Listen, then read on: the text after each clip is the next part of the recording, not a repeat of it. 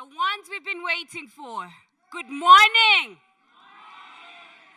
Manuela Pachuto is the name my parents blessed me with 32 years ago as my mother cradled me in her arms. As a child, my dreams to change the world were big, bold, bright. But as I grew older, I came to believe they were only that, dreams. Society had no room for the ambitions of a girl from northern Uganda who hawked fruit juice on the streets of Kampala to help her mother feed.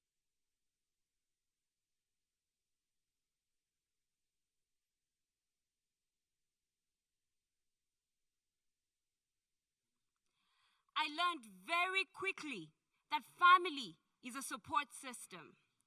It's the backbone of our society, the unit of a country, and the DNA of a continent. But the idea of family somehow clashed with the reality of my workplace. As a young lactating mother who had gained an education and pursued a fulfilling career, my deep desire to raise my children was confused for lack of professional ambition and seen as weakness. How could the ability to bring forth human life be the very thing that crushed my dreams?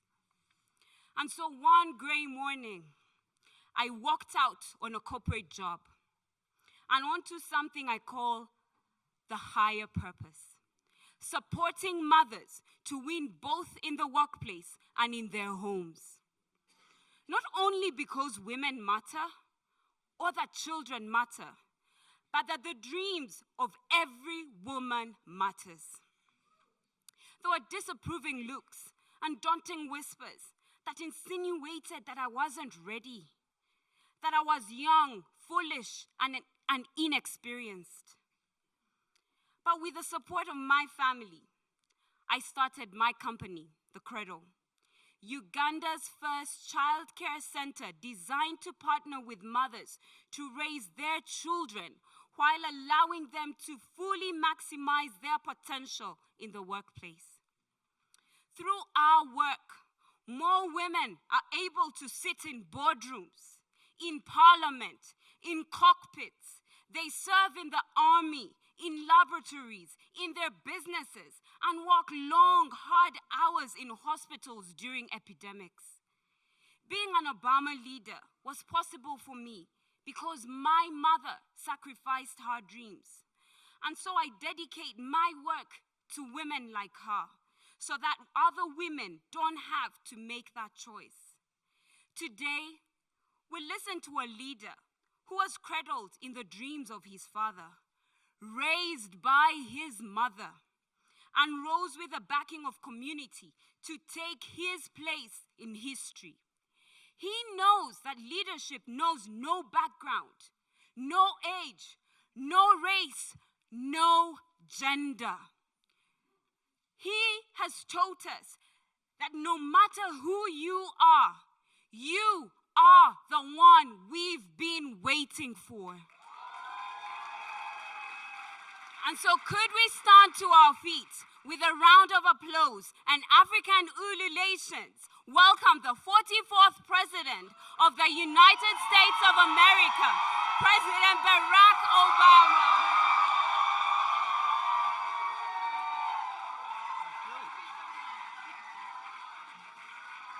Hello, everybody.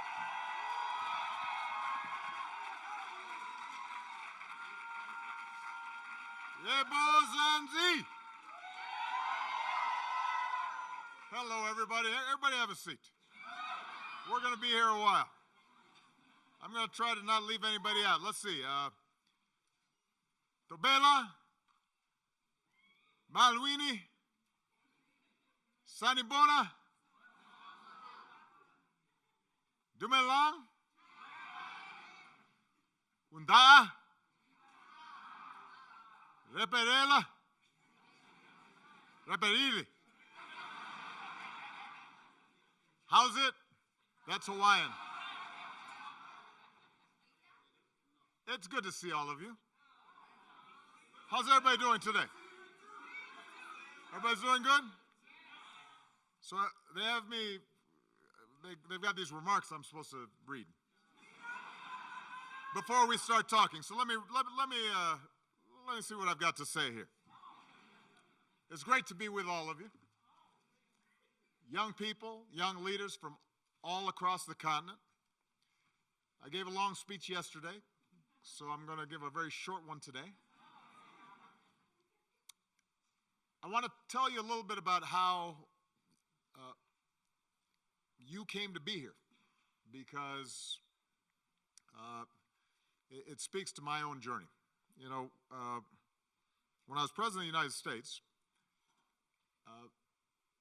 even starting with my first year, when we traveled, I instructed the State Department and my national security team that whenever possible, when I went to a new country, I didn't just want to meet with the ministers and the presidents and the prime ministers and all those people.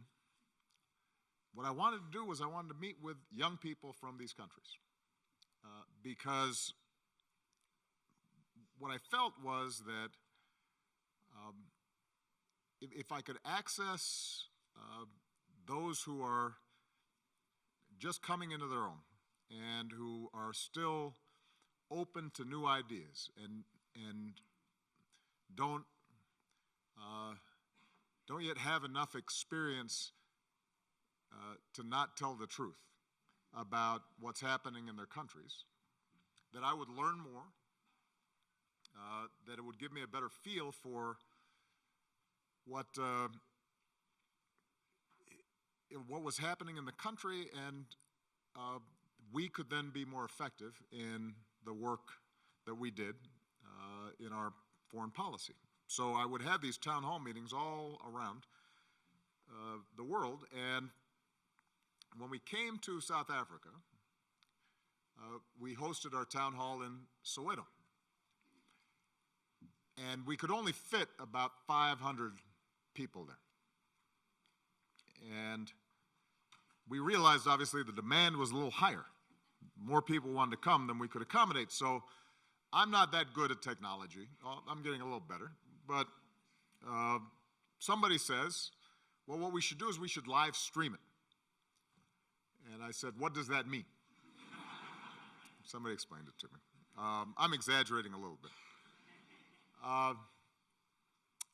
So we set it up, and then somebody said, well, you know what we could do is we can live stream it to 4 or 5 different countries, and they can have participants who can even ask you questions from these remote sites, from Kampala or from Nairobi and Lagos. And so we ended up setting up a town hall that didn't just include the 500 in the auditorium, not just all of South Africa available, televised, but now people all across the continent. And I think somehow we ended up having 20 million or 30 million people watch this town hall. I couldn't get through all the questions, as you might imagine. And we thought, man, there are a lot of young people all across this continent who are hungry for change, are doing amazing things. How can we capture that energy? So we initiated this program called Young African Leaders Program. Ultimately, having talked to the Mandela family, we started calling it Mandela Fellows. And the Young African Leaders Program, YALI, would bring fellows to the U.S., match them with institutions that were already doing the kind of work that they were interested in doing. And we ended up getting like 50,000 applications for 500 slots. So that first class was amazing, remarkable. In fact, if I am not mistaken, the person who has helped put this academy together is a YALI alumni. But we thought, what are we going to do with the other 49,500? So we started creating a digital network, and we started doing regional workshops. And would connect people together. And we said, well, if this is good for Africa, then why not try it in Southeast Asia? And same thing happened. And then why not try it in Latin America? Same interest, same demand. And what it reminded me was the fact that all around the world, you have peers, you have kindred spirits who are ready to remake business, the nonprofit sector, politics, journalism, who are doing amazing things, but so often feel isolated in your respective communities and don't have the support and the framework that allows you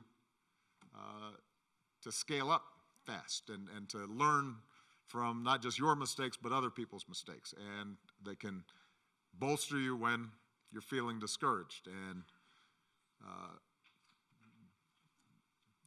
congratulate you when you succeed. So I knew that when I left office, this was going to be the thing that would inspire me the most, to be able to interact with you and work with you and help you change the world. And in the same way that we started the Young Leaders programs when I was in office here on this continent, we thought it made sense to start the Obama Youth Summit here in Africa as well. And that's not only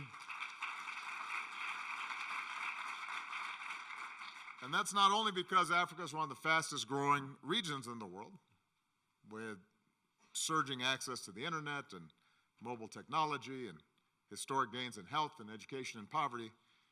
It's also because this is the youngest continent. And so if this continent's going to move, it's going to be because of you. And you know, it's fitting that so much of the world is here this week to celebrate Nelson Mandela. Most people around the world think of Mandela as an older man with hair like mine. What people, of course, don't recall is that he started as a very young man, your age, trying to liberate his country. He then inspired me, and I got started in my work when I was about your age, although all of you have done much more at your age than I was able to do in mine.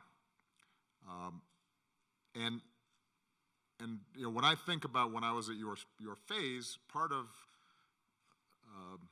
what was challenging for me is I didn't have a lot of role models in the immediate vicinity. I didn't have a lot of organizations who were doing the kinds of things that I thought needed to be done. And so I ended up, I think, piecing together from what I was able to read or see or hear about all the different types of movements that were happening. And one of the places I looked at was South Africa. And I learned about the courage of those who waged the Defiance campaign and the cruelty and brutality inflicted on innocent men, women, and children from Sharpeville to Soweto. And I studied Biko's words and Mandela's example in the same way that I studied the civil rights movement in my own country, in the same way that I studied what had been happening in Central Europe and solidarity and the union movement there.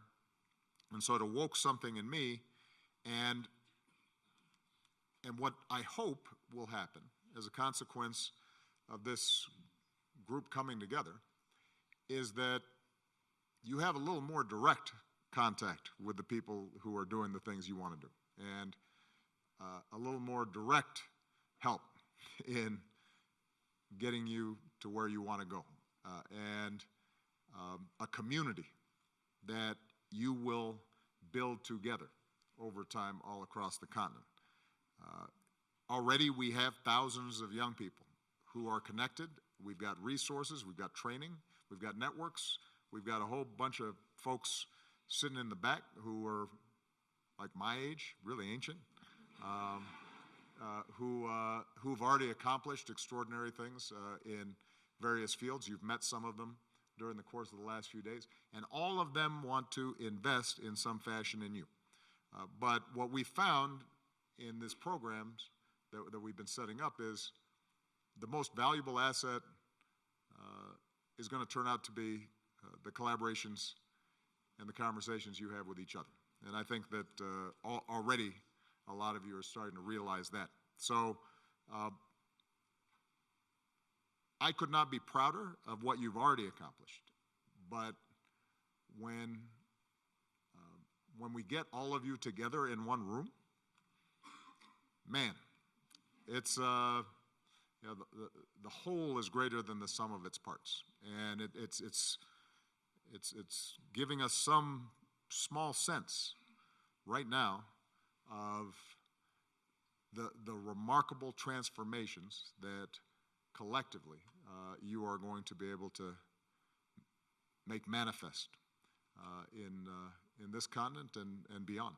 So let's get to work. All right? Thank you, everybody. Now, all right, so here's the deal. Those of you who, a few of you may have been, seen me in town halls or something. I just call on people and we just talk. So you don't have to, I notice this is not a shy group, so I'm not going to have to encourage that. The only rule I'm going to have is that when I call on you, you've got to stand up, introduce yourself, explain in one sentence what you're doing, and then either offer the question or the comment, all right? And I'm going to start with two people who submitted their questions on Slack. And we're going to start there in part because we want you guys to stay connected on platforms like Slack, right? So after that, then we're going to open it up. The first person I'm going to call on is Temitope. Where are you? Right here? Temitope Isidoro from Nigeria. Good to see you. Thank you, Mr. President. Good to see you too.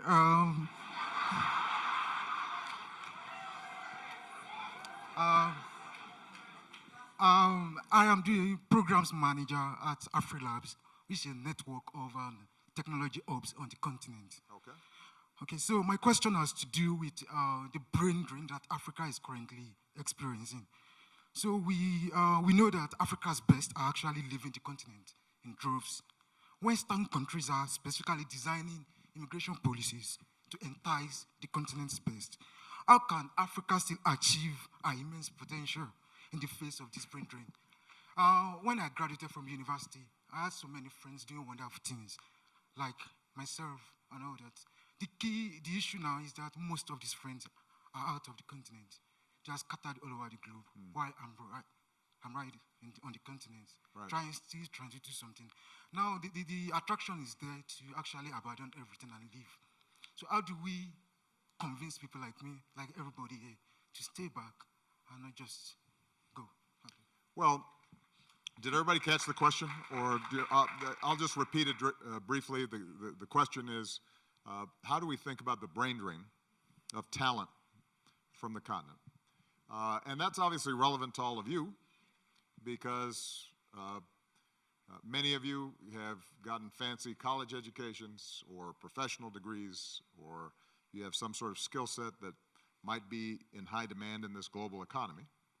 And it may be tempting, and you may have relatives who are in Toronto or New York or London or Fort Wayne, Indiana. There are Africans everywhere. It's a real issue, and it's a real problem. In fact, the speech that I gave yesterday referred to this process of globalization, and part of what has happened is that Um, the internet, the global supply chain has connected the world like never before, which means that if you have a skill that is in high demand, now you have a worldwide market that is interested in your skills. And more and more, not only are we seeing concentrations of wealth, but we're also seeing concentrations of talent in various global centers, right? Whether it's Shanghai or Dubai or, right? And along with that concentration of talent and wealth, then you see concentrations of power that ends up tilting further in the direction of inequality. And I think everybody here is going to have to look inside themselves. There's not going to be a magic answer for how to deal with this, because each individual is going to have to ask themselves, where do they want to make their life? Where do they want to put down their stake? But what I do believe is that if we have African leaders, governments, and institutions that are creating the platform for success and opportunity, then you will increasingly get more and more talent wanting to stay. And once you hit a tipping point, then not only will you start slowing the brain drain, but in fact, it'll start reversing. So the issue then becomes, how do we, for example, create a situation where if you want to start a business, you don't have to pay huge amounts of bribes, or you don't have to be connected with the right family in order to get it going, or are you able to access credit with relative ease in order to start your nonprofit, right?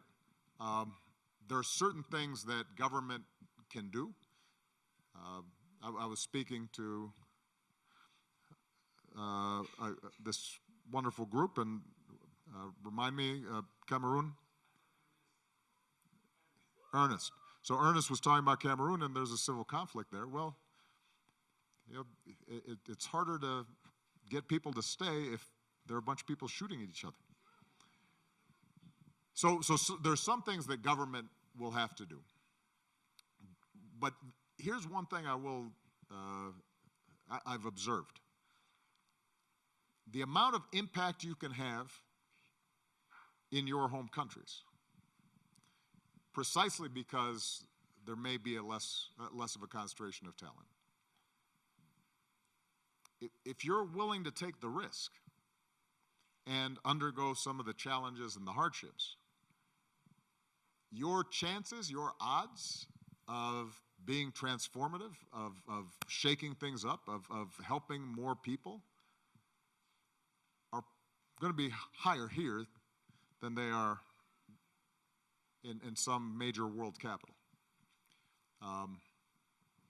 Man, if any of you come to America, you'll do wonderful stuff, but it's less likely that you revolutionize how education is done in America than it is how you revolutionize education in Tunisia. It's less likely that you're going to revolutionize farming in the United States. Farming's already pretty well developed. You know, if you drive through some cornfields in Iowa, they know how to farm. There's a lot of corn there. The problem in places like the United States is not enough food. It's what to do with all the food we've got. But in my father's traditional village in Kenya, a place called Kogelo, where my sister just set up a youth center, you drive by a little hectare of maize, and you know they're all drooping, and there's one, you know, every 2 feet, and it's just wildly inefficient. You go there, and you've got skills and knowledge and technology about how to improve agricultural yields without huge amounts of capital inputs, suddenly you can change that whole village, that whole region, that whole country, right? So part of the question I think each of you end up having to ask yourselves is how big are your ambitions? Huh? And I would argue that if you've got really big ambitions, then you're going to stay here. If you want a comfortable life, then obviously there are going to be a lot of takers all around the world. Last point I'm going to make about this, and this goes back to the issue of how it's going to be very hard to separate government and politics from economics and social development. If you create the right conditions and you get that tipping point, then the cultural sense of belonging and ownership that you will feel from that accomplishment, I think, can be satisfying in a way that would be different if you are just doing well someplace else. I think it can affect your heart as well. And one of the things I'm noticing is in China now, if you go to Shanghai or Beijing, a lot of Chinese students who studied in the United States and used to feel as if I want to start a company, I've got to stay in Silicon Valley or Austin, Texas, or Boston. Now they're all like, oh no, I need to get back to Shanghai because that's where things are happening. So if the governments are doing just the bare minimum, just the basics, no shooting, minimize bribes, build some infrastructure and regular electricity, right? I mean, we're not talking about complicated stuff. Then, fairly quickly, you can start seeing things starting to reverse. All right? Excellent question. I got to check to see who's next. Lillian Otisor from Kenya. Habari. Nzuri sana. Hey. So, hi, Mr. President. I'm Lillian from Kenya. I work in HIV. I work for a Kenyan NGO, and we focus on the vulnerable groups and reaching them for HIV and gender-based violence services. My question is, the world is facing a leadership crisis with a lot of hate and negativity. In Africa, our political leaders continue to be greedy, corrupt, and tribal. In some cases, we have used the vote to get fresh, new blood, but they seem to get caught up in the same bad habits. What advice would you give young aspiring leaders who feel disillusioned to participate in politics or other government positions, fearing the negative practices those offices seem to come with, and the possibility of selling our souls? Oh, Lord.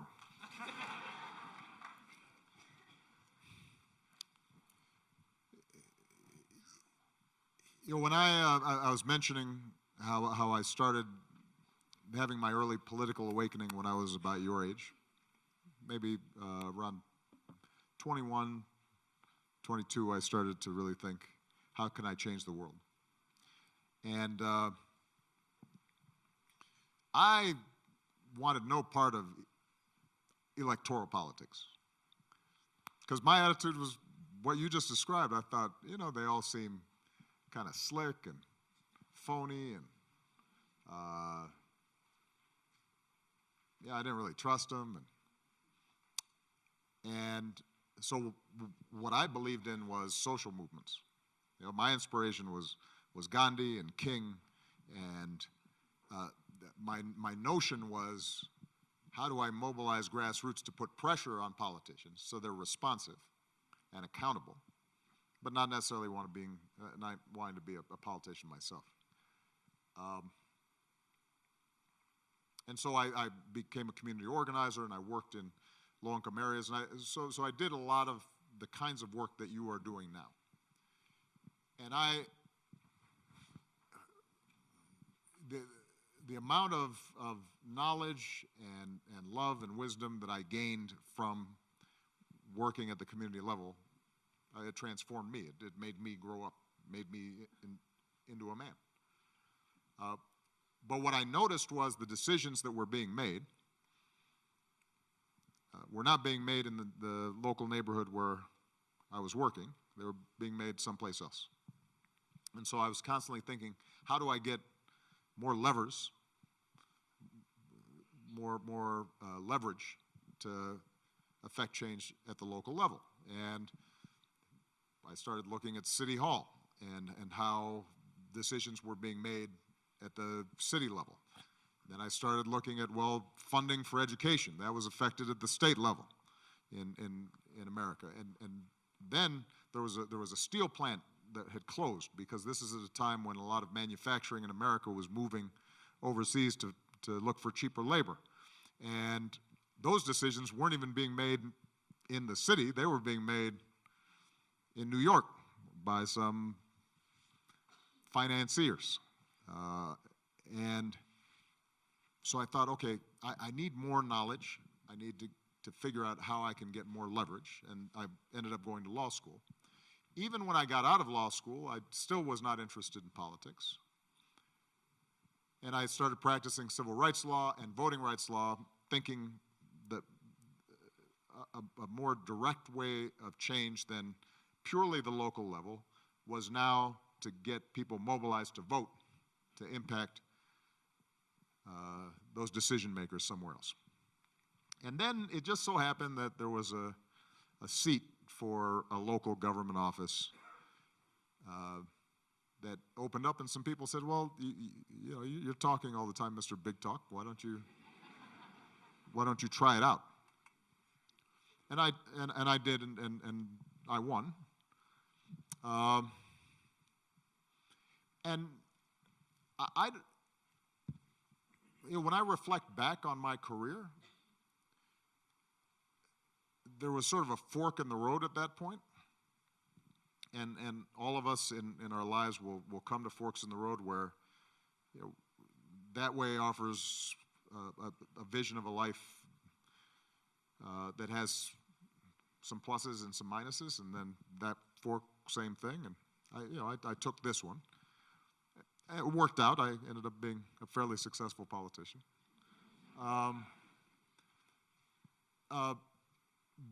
But there are times where I reflect and say, you know, had I not decided to run, and I had decided to take what I had learned in my law practice, and I'd started building a local organization and trying to scale it up and do more economic development in low-income communities, first in Chicago, and we built a good model, and then I transported that to Los Angeles or New York or, you know, other cities, and began to network with people who were doing urban development and poverty alleviation and education programs around the world. I might have had a significant impact that way too. So I guess the point of the story is there's no one way of doing it. I think there are a lot of different ways in which you can effectuate change. The one thing you can't do is pretend that politics doesn't matter and say to yourself, that's too corrupt, that's too broken, I'm not going to get involved in that. Because at some point, if you are ambitious about what you're doing in your home country, you will confront politics. You're going to want to build a center, and now you need approvals in order to get the land. And suddenly the governor decides, you know, what's in it for me? And you're going to have to deal with that. You're going to need some financing. If you go to the local bank, well, suddenly the bank says, well, who sent you? Right? Suddenly politics is mismanaged in your country, and next thing you know, right in the middle of you trying to build your center, there's an ethnic conflict going on. And everything shuts down for 6 months, and your project stops, and because people are scared. Yeah. So you can't avoid government and you can't avoid politics. And then the question becomes, all right, how do I want to engage it? Do I want to run for office? Some people have the personality and the inclination to do that. Some people don't. You know, they may not want to be the public face of something. Other people will say, okay, I don't want to run, but I think I can help organize and manage the efforts of people who I think are sincere and have integrity. And so they'll be involved in the political world, but in a different way. Some people may say, I don't want to be involved at all in campaigning, but I do want to mobilize people to vote and participate. Some people may be journalists, and they say, my job is to hold politicians accountable and make sure that we're shining a light on how public monies are being spent and how decisions are being made. All that is contributing to the quality of government. And so you don't have an excuse to say, this is too corrupt and I'm going to be selling my soul. Find a way where you're not selling your soul. But you still have to be involved in government and in politics. And look, I don't want to make light of the fact that some countries, being involved in politics is dangerous. You know, there's some places where reporting on what's really happening can land you in jail. And I am never going to be somebody who urges people to do things and just ignore the consequences of the decisions. People have families, people you know, have children. You know, there are risks that each of us have to measure in terms of how far we're willing to go, which is partly why my final piece of advice about politics is do not do it alone.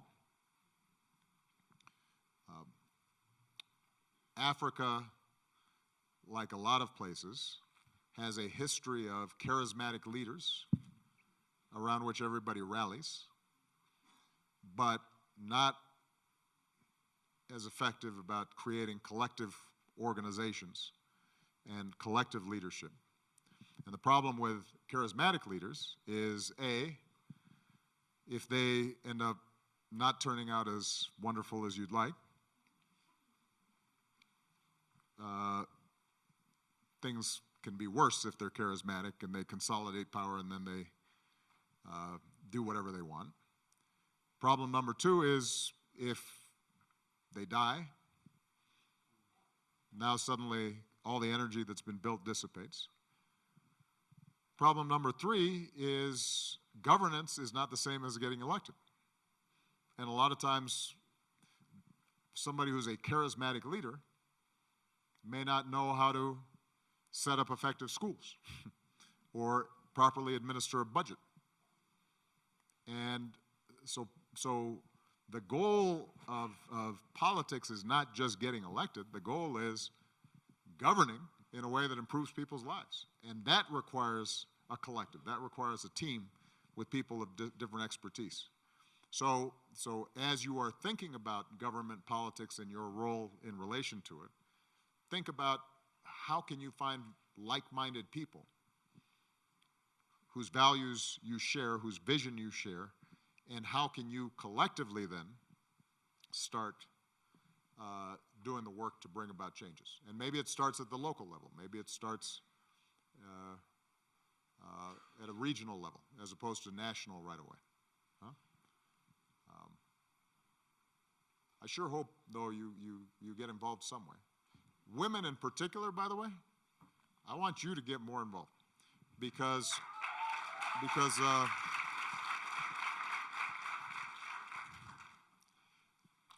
men have been getting on my nerves lately. I mean, I just, every day I read the newspaper and I just think, like, brothers, what's wrong with you guys? I mean, what's wrong with us, all right? I mean, we're violent, we're bullying, you know, just not handling our business.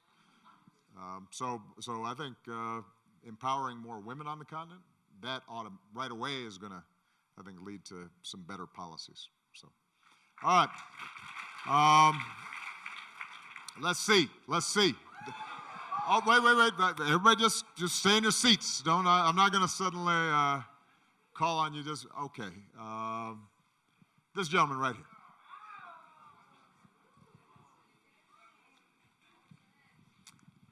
Thank you very much, Mr. President. So, His Excellency Julius Bio Maada Bio of Sierra Leone recently appointed me as the country's first Chief Innovation Officer. Congratulations. Thank you very much.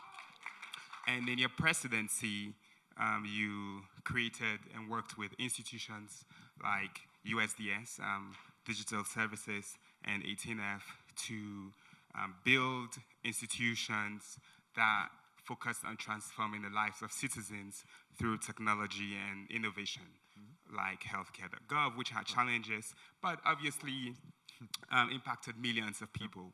So the question is, for some of us who are thinking about actually doing and driving innovation across and within government for service delivery and citizen engagement and thinking about the ecosystem, what leadership models and advice would you offer to us such that we're able to not only engage the people within government, bring resources from outside, but as you mentioned, work with the fundamental authorizing environments, that is the citizens themselves who will absorb those innovations. Thank you. Well, I think it's a great sign that your government recognizes the opportunities. And each country here is going to vary in terms of the platforms, the infrastructure that exist. The great thing that we're seeing, all of you know this better than I do, is that here on the continent, and it's similar in parts of Asia, you're leapfrogging all the old legacy technologies that we had to build out in the United States, right? Everybody's laying all these lines and all this stuff, and suddenly here, people are just dropping a bunch of cell towers fairly efficiently, and everybody's got a phone, and in some ways you are ahead of what's happening back home in terms of people seeing the constant day-to-day utility of transactions and communications and banking and all kinds of stuff just off a remote device. So the opportunities, I think, are vast to directly engage with citizens and make sure that they are getting everything they can out of government in an effective and efficient way. In terms of how you organize a team internally, what I've found is that initially, at least, what works best is have a very specific problem that you're trying to solve, rather than bringing together a bunch of people to sit around the room and say, hey, what can we do with neat technology? And doing a bunch of abstract, theoretical conceptualization. Instead, think about what are we trying to make sure that our local farmers know their prices for their crops and they can get them to market fairly? And is there a way for us to make sure that that's posted every day so that they are getting full value? Right? That's a very specific problem in which now your technologists can go out with people who are doing agricultural policy, sit down with a bunch of farmers, look at who are the middlemen, how's the market working, what are the specific barriers or roadblocks, or what would be the information that would solve the particular problem that small farmer is having. And now, in an iterative fashion, you are designing something for them, right? And then next, okay? On education, how do we, the thing we want to do is we want to make sure that young people who may not have access to enough teachers, so I was mentioning in my father's village, you've got one teacher for every 78 children. That's a lot of kids per child. This is a very rural, remote area. Right? So what are the specific things that we could do to be a force multiplier, to enhance and increase the ability of a teacher? If you can't afford a whole bunch of, the best thing to do obviously would be to hire 5 more teachers. But if you can't do that, are there ways in which we can set up a laptop or an iPad that helps the teacher track student progress in a more efficient way, so at least they can spot who is having trouble with this, arithmetic problem, right? So I think the more you're focusing on specific problems, then I think what you'll discover is you can build out a team fairly quickly. And what I also believe is if your government is clever and willing to throw its weight around a little bit, you will get companies to volunteer, provide a supplementary workforce that will help you solve the problem for free. You mentioned, for those of you who are less familiar with this, I'd won this healthcare battle. We're the only advanced country in the world that really doesn't have universal healthcare. We made a huge stride with this legislation we passed. We had to set up a platform because of procurement issues, and the U.S. government is terrible about buying software. The thing didn't work when it was supposed to. So we had to scramble to fix it. And essentially, we just called up Facebook, Google, Stripe. We had a bunch of friends in Silicon Valley, and we said, send us some engineers to help figure this out. And what you discovered was that in every one of these companies, there are coders, engineers, who are well compensated, are really top of the line in terms of what they do. But you know what? They don't always have a sense of purpose about their work. Right? They're designing some algorithm for some new version of, NBA 2K, and that's nice, but they don't feel like they're having an impact. And what we found was we could get people to volunteer for 6 months, a year, in some cases 2 years, to just come and work and solve a problem. So that, I think, you'll find if you have clarity about what it is that you're trying to get done, you'll be able to mobilize resources for it. Now, all this presumes, obviously, sort of a base network that the government possesses, a platform off of which you can work. And I'm not the expert on this, but we can get you in contact with experts to learn from mistakes that have been made. And that's something that I think is part of the function of this group, right? Is to put you in touch with people who know more than I do, certainly, about it. All right? Young lady in the red.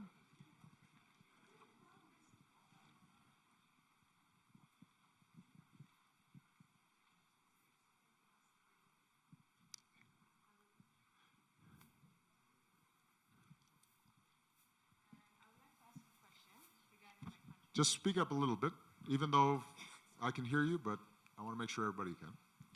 My name is Hoden Osman, and I'm a senator from Somalia.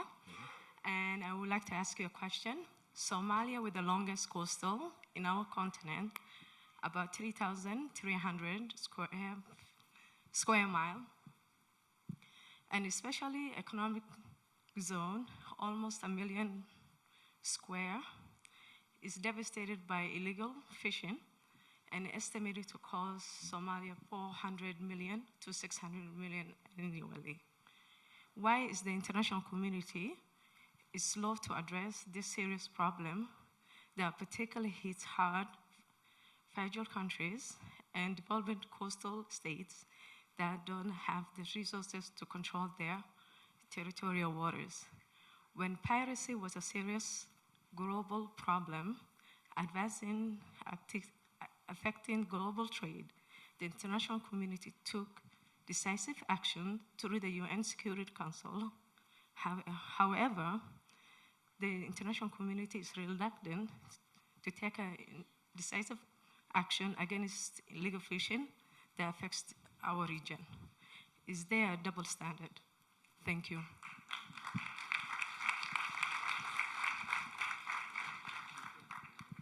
Yes, there's a double standard. Absolutely. Yeah, rich countries, if it's their boats that are being pirated, they will come in and protect them. If, on the other hand, it's their boats that are scooping up all the fish, they're not going to do anything about it. So yeah, there's a double standard. Now, that doesn't mean we can't try to reduce the hypocrisy and actually address the issues. And I'll just make a couple of quick points. Number one, I mean, Somalia is just barely beginning to reconstitute itself as a functioning government. And I'm not telling you anything that you don't already know. If you have chronic civil war and chronic violence in your countries, then a whole lot of things are going to go wrong. And so overfishing in Somalia is, let's face it, one of the least problems that Somalia has faced over the last 20 years, because people have just been fleeing for their lives or trying to avoid, organizations blowing up their cities or their towns, and that goes back to the point I made earlier. Politics and governance matters, and we can't run around that. Now, having said that, I do believe that there are enough international organizations that are concerned with overfishing generally, are concerned about conserving our natural resources generally, that it is possible, even if Somalia as a government doesn't have the leverage to deal with trawlers from wealthy Middle Eastern countries or Japanese fisheries or fishermen or Chinese fishing vessels, even if Somalia on its own can't patrol that, you may be able to make common cause with people who are concerned about oceans generally, and they may have more leverage and clout, which then allows you to essentially ride on the work that those organizations may have done in their home countries or in the UN or in other organizations that could end up having a positive impact. And you might be able to start a model program of policing your coastal waters. That is one of the reasons, and I don't know whether you've been doing these workshops, whether you've gotten this specific, but one thing that all of you should just get in the habit of doing is analyzing who has power, influence on the particular problem or issue that you're working on. And you know, when I used to do workshops as a community organizer, I'd teach people in a very basic way to do what we called a power analysis. And it was very simple. You know, we'd just get a big block of paper, and now I guess you could use an iPad or, you know, some fancy thing. But you don't have to have that. Just get some big paper, and you put it up on a wall. And you start asking yourself, okay, our concern is overfishing off the coast of Somalia. How's this happening? Why is this happening? And so you start off with, well, okay, you know, here are the countries whose ships are doing the fishing. And are they commercial enterprises? Do their governments know that they're doing it? And you would analyze that. You know, then you'd go next and you'd say, all right, who in Somalia has any kind of influence, impact, or decision-making around what happens in the waters? And you'd start mapping out, well, there's somebody in the government who's supposed to be in charge of this, et cetera. Are there any companies that are involved that could be targeted? Because maybe it turns out that some of these fisheries are taking out fish and then they're selling them in supermarkets in fancy countries in Europe. And if you started a boycott and those companies got embarrassed, then that might prompt them to change who they were buying their fish from, which in turn might have an impact and give you, right? So you'd start evaluating how is this thing happening? And you do that before you then put together a plan for how you're going to solve the problem. And it's interesting, we oftentimes don't take the time just to kind of think things through, right? You know, we were talking about in Tunisia. Remind me of your name? Fatih has started a coding courses and programs for young people to get them involved in coding.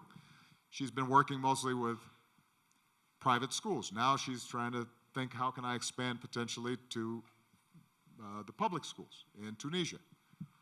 Well, before you get started, you'd want to know who's making decisions about funding public schools in Tunisia, what companies are already providing services to the education system in Tunisia, who's getting those contracts, at what level are people deciding whether some portion of a curriculum comes in or not? Is it done at the principal's level of a school, or is it done at a, you know, a regional board?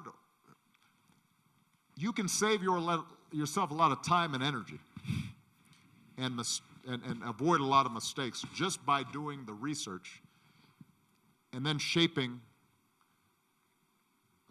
your plan around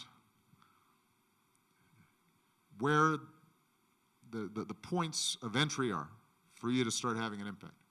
Now, one thing that may happen, I'm going to be honest, you may do that analysis and discover, I don't have leverage here. It's an issue that's too big, it's out of reach for me right now. So maybe what I should be focusing on is, let me focus on a more local thing that I can get done right now that then builds allies, colleagues, other organizations, and slowly we're building more power, more influence, so that we can eventually take on an issue that involves international organizations and international commerce. And you want to be bold and you want to be aggressive, but you also want to be realistic about what are the steps that you can take right in front of you. You know, if you see a mountain, I want you to all believe that you can scale the mountain, but you're not going to just hop up the mountain, you know, in a day. You got to figure out, before you start looking at the peak, What are the paths, and where can I set up a base camp, and what kind of supplies am I going to get, and how do I get used to the altitude? Right? And that kind of strategic work is something that all of you have to practice doing. And it's not as complicated as I think sometimes people make it out to be. This is, by the way, where sometimes business and business practices are useful to adopt, even if what you're doing is in the nonprofit sector, because they're accustomed to having to think in those terms, because everything is reduced to balance sheets and numbers and dollars and cents or whatever your currency happens to be. And so we can provide you with, when you start honing in on some of these problems, we can provide you the resources to potentially start figuring out how to think through it. But I guess what I was going to say about business is there was a famous management expert named Peter Drucker. And he wrote a lot about management. He was one of the early management gurus. And you don't have to read his entire book because they're really long. But there's one line that is really helpful to keep in your mind, and that is most organizations spend a lot of time thinking about doing things right, but actually the first thing you should do is to make sure you're doing the right thing. Right? So if you do a great job building a road through a jungle, perfectly engineered, got all your resources, etc., but you went to the wrong place, that's not good. And you've got to spend a little more time thinking about, where are we going? What is it that we're trying to accomplish? All right. Whoa. All right, let me see. No, I was told that in the previous panels they were calling on all the people in the front. I gotta. That's the story I heard. That's the word on the street. That gentleman right there in the suit, right in the corner there. What an honor. Thank you, Mr. President. My name is Robert Katende from Uganda, the Executive Director of Sports Outreach. We use sports to restore hope and transform lives. The founder of Somches Academy, a program that inspired the Disney movie Queen of Catway. Oh, yeah, that was a great move. Without unity and love for each other, it will be so hard for Africa to get better. Mr. President, what is your take on the idea of having the United States of Africa? Do you think it's a remedy that can help us overcome the political conflicts that have claimed lives and held many countries behind? Thank you. Well,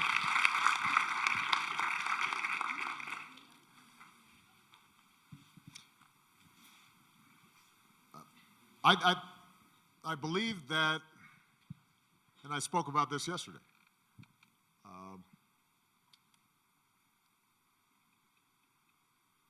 that our North Star, our long-term goal, is for us to unify and recognize our common humanity and work together to build a better life for every child on this planet.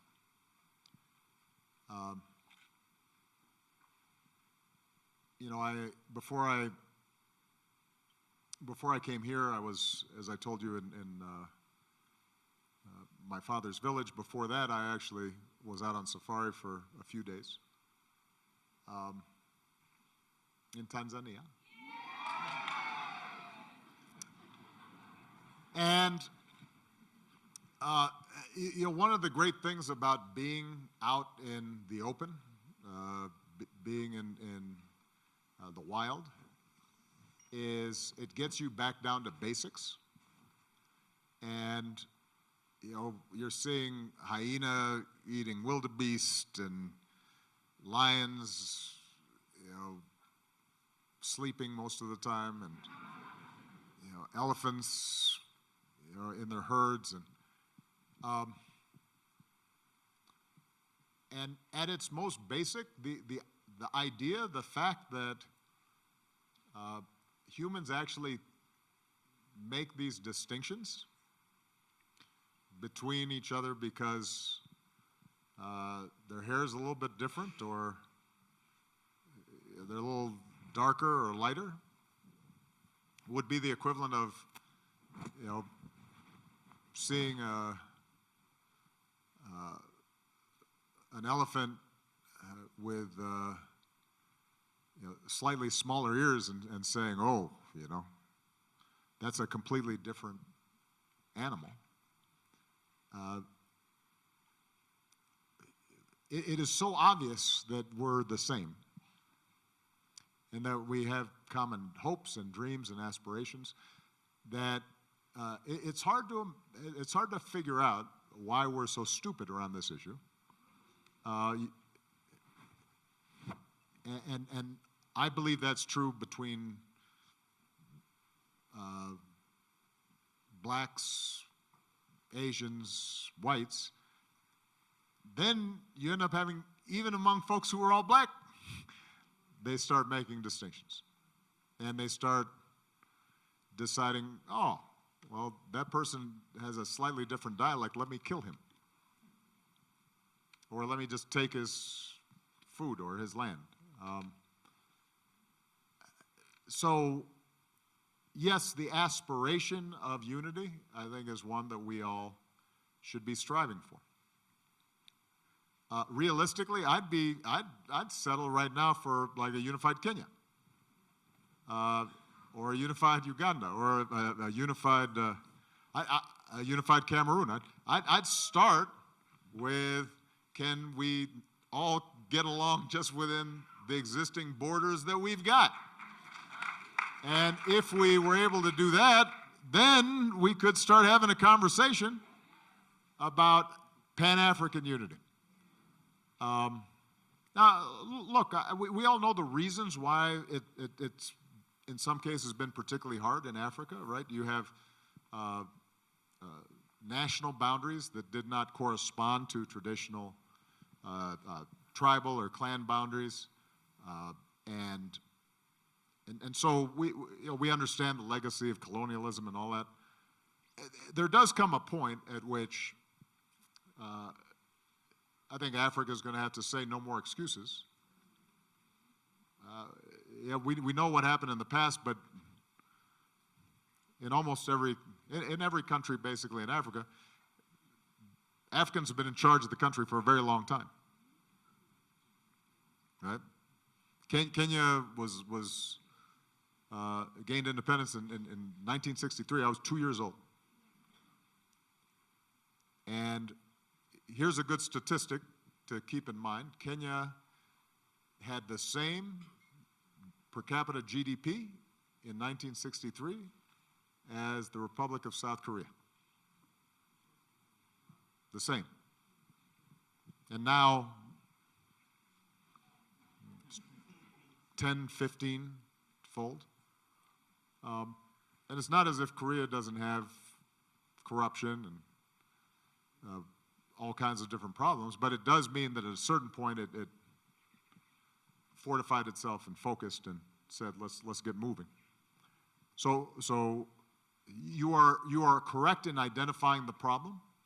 I think before we start getting into Pan-African unity, each of you should be focused and working on how within your own countries you can develop some cohesion but create a network of like minds that's Pan-African.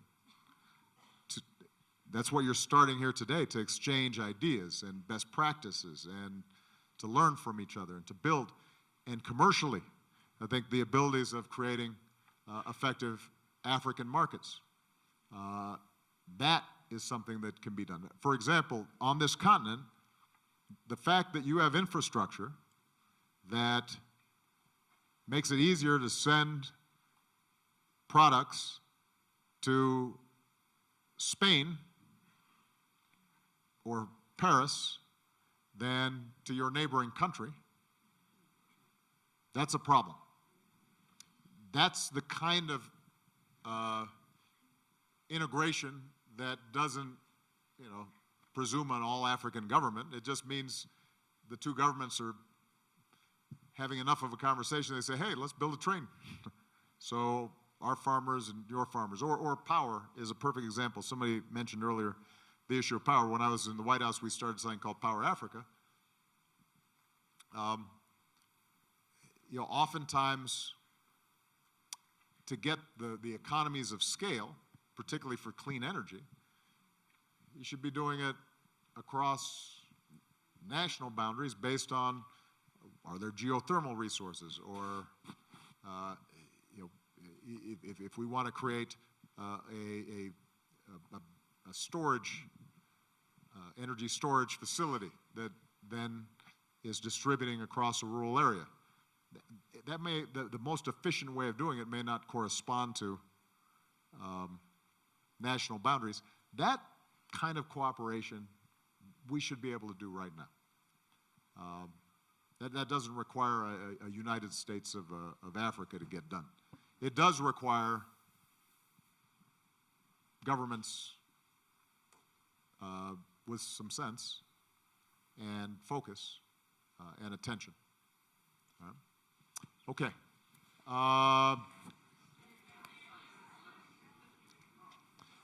You know what? How about the person who waved like the flag? I mean, that's like, I will say that's cheating a little bit, but that's okay. I decided to go ahead and call on you anyway. It was planned. Thank you, sir. Please, can I call you Uncle Obama? Yeah, why not? I bring greetings from my friends from Cameroon. All of them are like, please greet him for me. So my question is... What's your name? Emilia Miki from Cameroon. Okay. And what do you do? I am the founder and CEO of Dennis Miki Foundation. It's a non-profit organization I did in memorial for my dad, who passed away when I was 14 years old. And I had to school myself from then till I had a master's degree, and I help young girls and women in my community to empower themselves. So I have a very...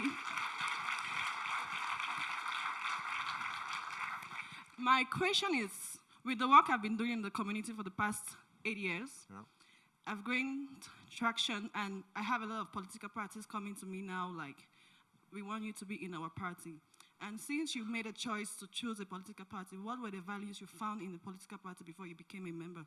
Because I'm at the point where I don't want to get into the wrong party and lose my values. So what did you use as values to choose a political party? And can we dance with you? Because you said yesterday you're a good dancer. When do we dance with you? Well, I don't know if there's a dance party planned.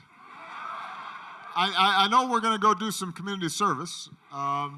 If somebody's got, like a Beats or boombox, and we start getting some music going. Now, I will say, if we're doing painting, though, we can't dance while we're painting, because then it's gonna look terrible. But we could have a little dance break. All right. So that's on that front. The United States is somewhat unique in its political system because of the way our voting rules are set up. You haven't seen the evolution of multi-party systems, and we don't have a parliamentary system, so you don't get a percentage if you get a certain percentage of vote, then you get a certain percentage of seats. It's very much winner take all. And as a consequence, what's evolved is essentially a two-party system. Occasionally, third parties have emerged, but they have fairly quickly been absorbed by one of the major two parties, partly because of voting rules. So you essentially have the Democratic Party, the Republican Party. I don't think anybody's born with a party label. The last I checked, babies don't get printed. Democrat, Republican. Obviously, family has influence, history, regional preferences can have an impact. For me, the question was, given the values that I believe in, given the vision of the kind of world I want to create, which of the two parties at that particular point in time best reflected those values and that vision? In the United States, there was a time where I might have been a Republican because Abraham Lincoln was a Republican, and at that time it was the Republican Party that was opposing the expansion of slavery in the United States. Today, it's the Democratic Party that reflects the values that I spoke about at the lecture, at the Mandela lecture yesterday. That doesn't necessarily mean that will always be the case. It doesn't mean that in every instance I've agreed with the Democratic Party platform, but broadly speaking, when you look at who's been concerned about broad-based economic growth, who's been concerned about civil rights, who's been most supportive in making sure that women are treated fairly in the workplace, who's supported collective bargaining, who has been most concerned with environmental issues, including climate change. Right now, that happens to be the Democratic Party. And again, that wasn't always the case. There used to be more variation and different ideological views even within the parties. So you might have more flexibility. I don't know enough about Cameroonian politics to know how you would think about it. The one thing I would be cautious about would be if there are parties that are primarily organized around ethnic or tribal lines, and that's really the only rationale they have for being a party. It's not based on principles, it's not based on platform, it's not based on ideas. Then that's how over time I think parties get in trouble. Because then it's really just about, we're not starting the dance party yet, so whoever's got the,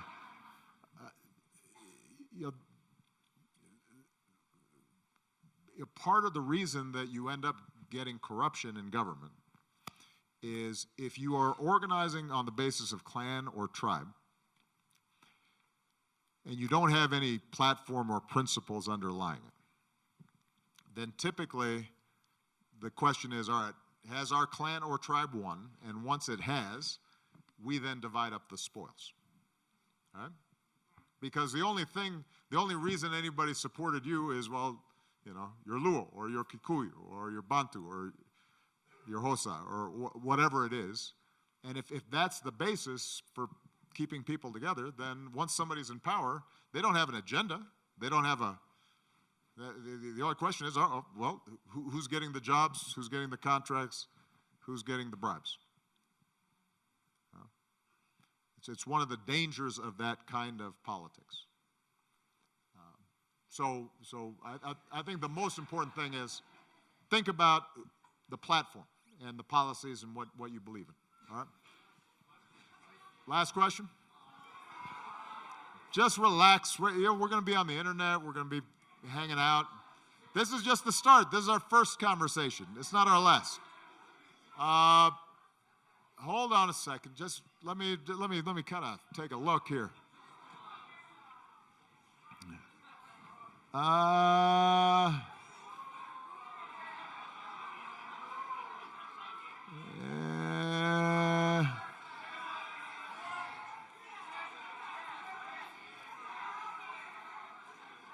don't know. I'm just so.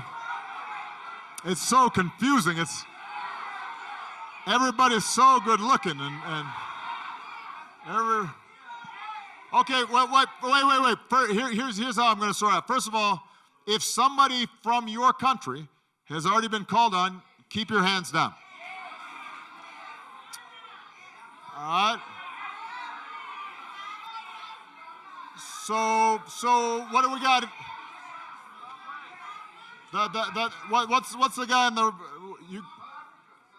South Africa? They're our hosts, so South Africa. Go ahead. We got to, we had to give our hosts a little preferential treatment. Thank you, Mr. President. You made a good choice. If I do say so myself. My name is Mandela. I am from Johannesburg, and I work for the Ministry of Home Affairs. We stamped your passport when you flew in. Thank you very much. The question I have for you is around gatekeeping and the old guard. You know, you talked about not starting out with political ambitions, but eventually you had them. Yeah. And myself and a lot of young South Africans that do have political aspirations, what we find is that there's an old guard that wants to dictate who gets opportunities and who gets to enter the space. And we feel we have vision and skills and things to offer. But there's an old guard that seems to say you have to look like this, you have to sound like this. And so how did you break through that? We're idealists like you were, and we feel like we want to change things and offer something new. How did you break through, the old guard that wanted to dictate to you at the time when you were trying to run for office? Yeah. Thank you. Well, first of all, old heads are everywhere who want to keep things the way they are. That's the nature of humans. That's not unique to South Africa. And by the way, it's not unique to politics. Right? There is an old guard in business that wants to protect how they do things. And there's an old guard in art that says, to Picasso, what you're doing is crazy. It doesn't even look like it's supposed to. And right, so that's the history of humanity. It's not unique to South Africa or Africa. What is true, I think, is that in politics, I was talking to some folks about this earlier. One disadvantage that African politics has is that when politicians leave office, they don't have someplace to land. A lot of times in many of our countries in Africa, it's like that's where you are going to have the most power, the most economic influence, et cetera. In America, if you retire from politics, you might join a corporate board, or some investment bank will hire you to give advice and create or you might end up getting a teaching post. And so it can at least encourage some people to make way. And here, oftentimes, those options don't exist. Now, it goes back to the point I was making earlier about tribalism, though, and that kind of politics. Sometimes what happens also is leaders, they may be ready to go, but all their cousins and friends and the people who've been making money off them having that position say, no, you can't go, because this is our whole economic engine here. Okay? All right. So now, having said all that, I don't think there's a formula here. I think you just have to go for it. Now, you have to be strategic about it, but this is where a politics that mobilizes the grassroots is more likely to break through than a politics that is based on transactions. Okay? if you're trying to maneuver to have the right sponsor and the right patron, and you're going to get slotted, and then you may have to wait a long time because that's just the nature of those transactions. But if you are mobilizing young people, or you're mobilizing farmers who feel that nobody's paying attention to them, or you're mobilizing college students who are unemployed, or you are doing something that is showing that you're making a difference, then nobody can take that base from you. It's not dependent on somebody from the top. It's coming from people. You've earned it from the bottom. And I think that ends up making the biggest difference. When I ran for president in 2008, I had been fairly well known at that point because of a speech I had given at the Democratic Convention. I had gotten a lot of coverage and a lot of publicity. I had written several books. But I was running against somebody who was much better known, and the establishment was much more supportive. But I just got a bunch of 25-year-olds and 20-year-olds and trained them and said, here, let's go knock on doors and talk to people. And they out-organized everybody because they were hungry and they were motivated and they believed in something. And we surprised people. If I had been trying to do it transactionally, it would not have worked. Now, one last thing I want to say, though, about politics and the relationship between politics and what you're doing. I used to have these White House interns come in on a regular cycle. It's part of a White House internship program. And I would typically get them together at the end of their time at the White House, maybe every 6 months. And they'd ask me questions about, and all of them were ambitious and eager and would talk about politics. And one piece of advice I always gave them that I'd like to leave you all with, and it's a piece of advice that somebody gave me once when I was a little younger than you, but I always carried it with me, and it served me well. Worry less about what you want to be and worry more about what you want to do. And what I mean by that is a lot of politicians think in terms of, I want to be governor, mayor, prime minister, president, member of parliament, whatever it is. So they see it as sort of a position to get, a prize to win. And they then blindly follow that ambition.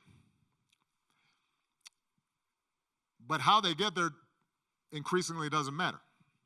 And if, in fact, they do get there, they don't know what to do with it, except to just keep it. They've been fighting all these years to finally they've got their position. What do I do with it? Well, I keep it. If, on the other hand, you're worrying more about what do you want to do, and you say, what I want to do is make sure that every young person in Libya has the chance to read. Or I want to make sure that health in Tanzania is available to women in rural areas. Or I want to make sure that the internet is providing access to capital for small businesses. If that is your mission, you may never become mayor, governor, prime minister, but during the 10 years that you would have been striving to try to get that position, you would have been helping thousands, 10,000s, hundreds of thousands of people. And by the way, people will be watching the fact that you actually do what you say you wanted to do. And now, if you do decide to go into politics, you've got something to show. Other than your own ambition, you've actually got something that you've delivered. And if you don't make it, you can sleep well at night because you've lived a good life. And if you do make it, you actually know what you now want to do even more of because you've already learned from it. And that, by the way, does not just apply to politics. The business leaders I know who are most successful, typically they're successful because they were just really interested in what they decided they were going to do. Bill Gates didn't start off saying, I'm going to be, the richest guy on earth. He was just a computer geek.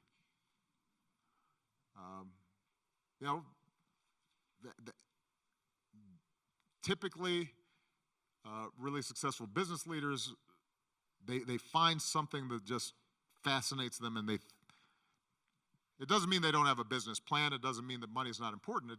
But there's something, a vision that they have about what they want to build. So don't just worry about what you want to be. Worry about what you want to do. All right?